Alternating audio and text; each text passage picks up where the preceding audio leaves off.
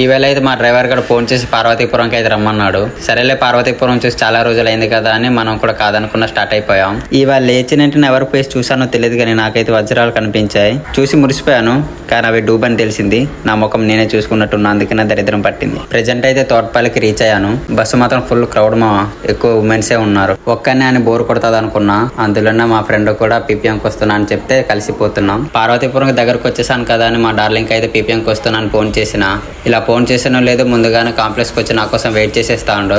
Darling మా ఊరే, childhood friendship మాది. బయట నేను ఎప్పుడైనా కనిపిస్తే నాకు రెస్టారెంట్ కి తీసుకుపోకుండా అయితే ఉండలేడు. నేరుగా భాస్కర్ హోటల్కి వెళ్ళి బిర్యానీ అయితే తీసుకున్నాము. మీకు తెలిసిందే బిర్యానీ కనిపిస్తే నా నోరు ఆగదని. మేము బిర్యానీ తిన్న ప్రతిసారి మా వాడు గుడ్డ అయితే నాదే, ఎందుకంటే వాడు గుడ్డ అయితే తినడు. ఈవేళ మనకి 3 గుడ్లు ఇక ఆగుతామా మనం? రైస్ ప్లేట్లో పెట్టి వాసన చూసి మింగేయడమే మనం. లేట్ ఉండదు మనది. ఇంకా తినడం అయిపోయాక అలాగైతే రెస్ట్ తీసుకుంటుండే. ఇంతలో మా డ్రైవర్ గడ అయితే రిసీవింగ్ వచ్చాడు. ఇగో ఈడే మా driver, pro rider. Childhood friendship ఒక ఎత్తు అయితే కాలేజ్ ఫ్రెండ్షిప్ ఇంకో ఎత్తు.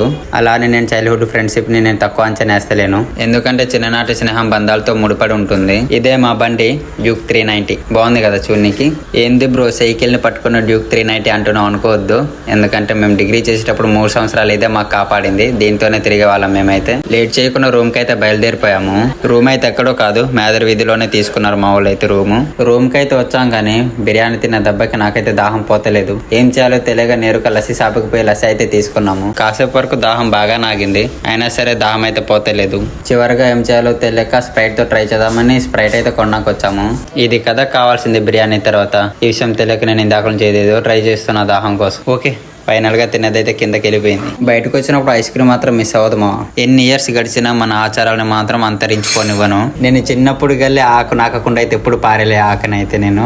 నాకు చాలా మంది అయితే వీడియోస్ లో చూసి గుర్తుపడుతున్నారు. మాట్లాడడానికి అయితే మొహమాట పడొద్దు, నేను కూడా మనిషినే. ఎవరైనా మాట్లాడాలనుకుంటే మాత్రం మొహమాటం లేకుండా మాట్లాడండి. మీరు మాట్లాడితే నాకు కూడా సంతోషంగా ఉంటుంది. సరే మరి వీడియో టూ లాంగ్ అయిపోయింది, మళ్ళీ కలుద్దాం మంచి వీడియోతో. ఫాలో కొట్టి పో మావా.